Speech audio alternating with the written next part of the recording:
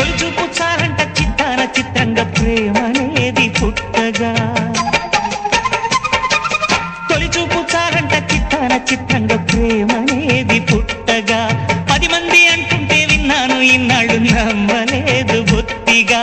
ఆ కళ్ళలో ఆ నవ్వులో మహిమయేమిటో ఆ కాంతిలో ఈనాడే నా